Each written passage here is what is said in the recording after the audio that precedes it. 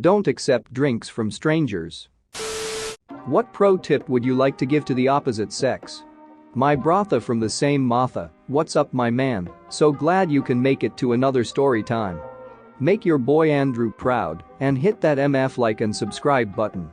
If you do, I'll send you a family-sized bag of Doritos. Enough chips, let's start the stories. I don't know how you like it, so just say it. Do not be embarrassed to use the restroom before bedroom activities. No one wants to pretend they can't smell that smell. Excusing yourself to wash is never going to be an issue. This goes both ways. For the women out there, in most occasions you don't have to be worried about telling a guy you like him. We are starved of that kind of thing, and even if we don't like you back, the fact that you said that will probably boost our confidence for the next 10 years. If you wear contact lenses and become lost in the woods, human saliva is better than water for cleaning your contacts. While both fluids contain bacteria, water is more likely to contain amoeba and parasites which cause keratitis. Female here. When you're going down on us and we're about to come, don't go faster or harder or change anything you're doing. Just keep doing the thing that got us to the point of coming. Things get hypersensitive down there, so it's easy to overdo it in those moments and kill it. Your fragrance should subtly enhance your presence, not ominously warn of your impending arrival. Edit. Many have suggested the fragrance is better implied than announced, quote, which I believe was from someone famous in the fashion world. It was certainly my inspiration. I took some artistic license. Thanks for the gilding. You're too kind. If you did it to get her attention and make her like you, she expects it to always be part of your relationship. Whining and dining, romantic gestures, back rubs. When it stops we feel like you are no longer interested and it hurts. Edit. I am not saying love is transactional. When you start a relationship and do certain things to show your affection and then stop, your partner will feel like you do not care as much as you used to. Guys, keep a trash can in your bathroom if you ever expect her to come over a second time. Managing her period is hard enough without having to come out and publicly ask you where you want her to dispose of her trash. No girl wants to walk that crap to the kitchen. Edit. Ladies, take your trash out with you when you leave. The guys are rightfully disgusted by what they find weeks later in the line lidded can they've all committed to get for you, but that otherwise rarely gets used. Talk about what you like in bed beforehand. Tell me how I can make you feel better than good. Be open and honest about what gets you going, and let me get you there. I want to make you feel good, so tell me how to get there, unless you prefer I stumble around in the darkness, in which case, tell me that too. We do not control unexpected boners. They surprise us just as much as they surprise you. Also, when you cry, and I get hard, I'm not enjoying you cry, it's a natural response when we really care about someone. I think it's a mix of the flood of empathy hormones like oxytocin and some deep-rooted survival instinct like, oh no. Bad times in tribe. Must make partner happy. Must make babies to survive future. If you find a beautiful individual, smart and funny, don't instantly assume they're off limits, they could be quite lonely. Applies to both genders. A good solution? Always ask anyone you are remotely attracted to. There's a lot of fear around asking people out, but realistically it's only going to matter if either you have a strong pre-existing relationship which might change, and if that is the case, you probably know the answer before you even ask, or if you are asking it in a really creepy way. Just ask simply and politely, hey, do you want to go out sometime? Worst case scenario, you get a no and are able to move on to the next person. The anxiety you feel is irrational, so long as you can learn to move on from rejection, which you will only learn to do once you start facing it.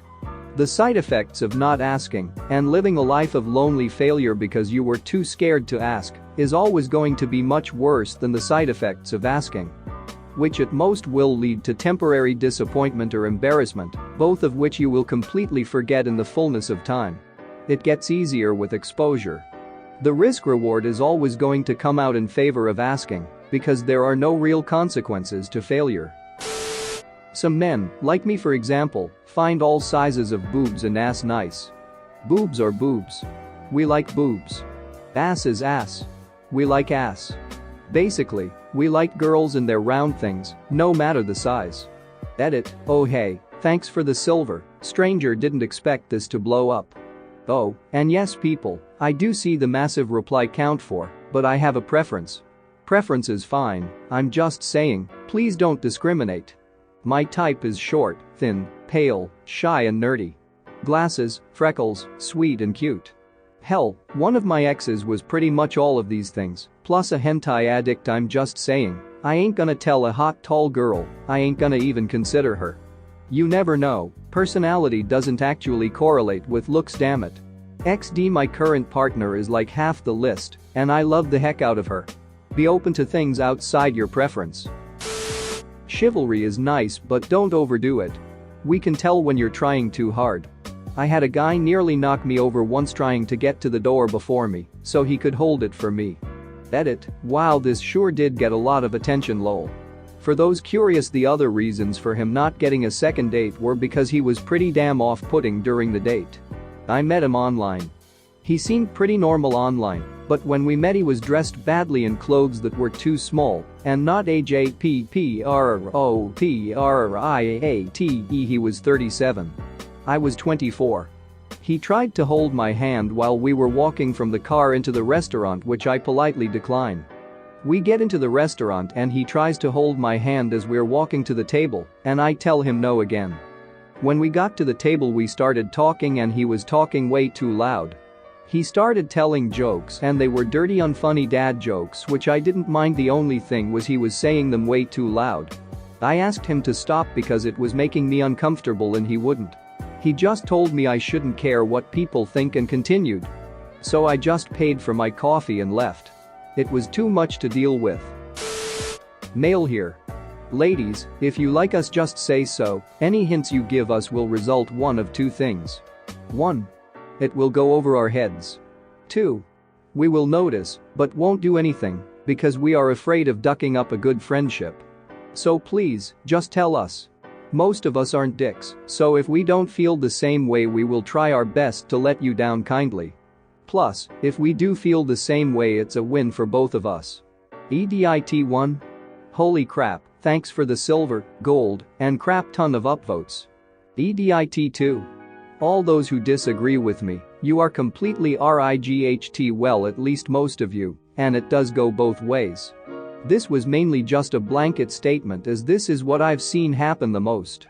Also, those of you who are afraid of asking, it really is just a handful of people that are dicks, and if it happens often, it is probably for the best that you surround yourself with different people for your own mental health. EDIT 3. I want to say a few things. 1. The obvious hints you give us are not obvious at all. 2. What the duck is up with that alpha and beta crap? Literally no one gives a duck, it's 2020 and you need to grow the duck up. 3. Similar to the previous one, men and women are equal, there is no men's stuff, and women should be in the kitchen, like what the duck is wrong with you? There are countless women that have achieved amazing things. You know why? It's because they don't give a duck about dumbest bitches like you. It's okay to be single. Being alone doesn't suck that badly, and everyone asking you why you're single can shove it. This advice goes to those in a relationship that think being alone would be worse, and those that are single and feel pressured to not be. It's worth it to wait and find someone you're actually happy with, even if it's only for a night. Pretty sure this advice is good for people of whatever gender, but so is most of the advice I've seen in here. Edit. Okay, didn't expect to come back to this blowing up. Can't respond to everyone, but here's a clarification. Yes, being single can suck. I should know, I've never been in a meaningful relationship my entire adult life. I know what it's like to deal with that. This post isn't for people like us, it's for those people that are in crappy relationships but don't want to leave because they're scared of being lonely, for those people that feel like they're being pressured to keep getting into relationships that they don't want to be in because people won't leave them alone, and for those people that don't even realize being single is actually an option. Believe me, I know all about how much it sucks to be single for years at a time. I've been single for over a decade myself at the moment.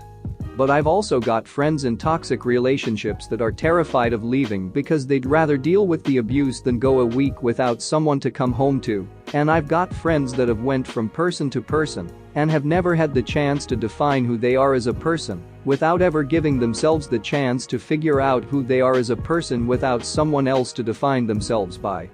This post isn't about judging people, and I'm sorry if it came off that way. This post is about letting some people out there know that they have options. Thanks for watching. What did you think of the story time? Let me know in the comments below. If you liked the video, smash that like button and subscribe so you don't miss any more story times.